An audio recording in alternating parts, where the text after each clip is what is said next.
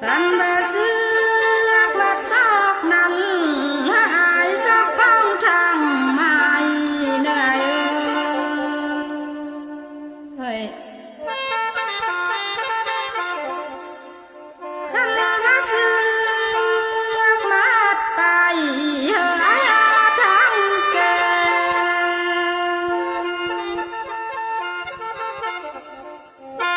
เขาหักมาดปินแต่ทางแก่แท้มีแต่หัวเจอนั่นแหละ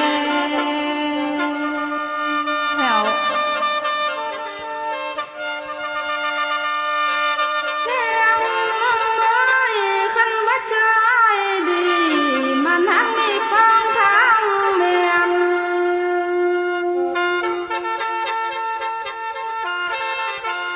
คันว่าเจอไอ้เนียนหากมีป้องทางไม่ลงเนื้อ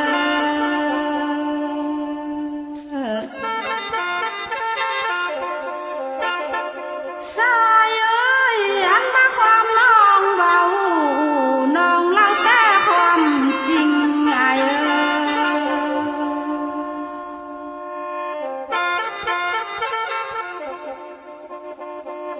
กันดองฮักเบาบ่แม่นขอให้เก็บเลียนสติเข้าสั้นใบแม่เอ้ยลาลีเขาต้องขิงสายนอนง่ายคอยงำ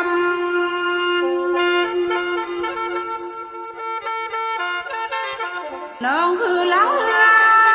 บ่ความแต่จมบังลองเหนื่อยเอ้ยแห้งลำน้อยน้องอยู่ไหนเอ้ยกินสุกผักพุทธศาก็บ่สาน้อ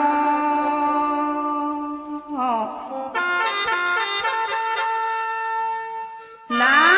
ลีน่าเอ้ยกินสุกผักฟ้ามึงบ่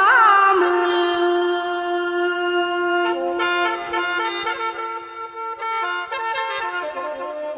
แห้งลมน้อยน้องปักตานคนอื่นลืมสายบ่ลืมน้อง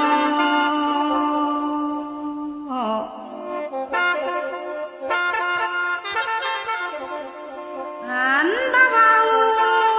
ความทุกข์นี้ซ้ำมือบ่หมายเสียแล้วน้องผู้เบาความไหล3 ปีบ่แล้ว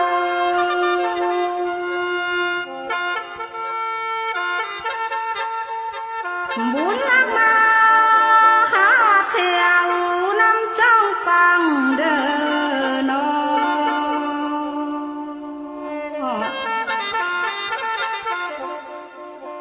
คันเลยหูจักว่าเป็นจังสีนาเอ้ยแต่กี้นานหงคำลาบ่ลมเจ้าแล้วลา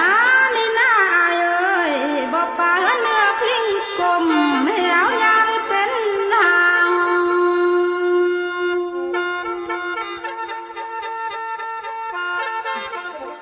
น้องสิพาธนาสร้างกลางเฮือนเป็นสาวแก่ลงนา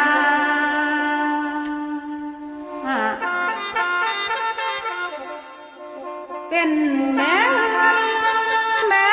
เฮาผัวสอนบ่มีก็ยังดีนะ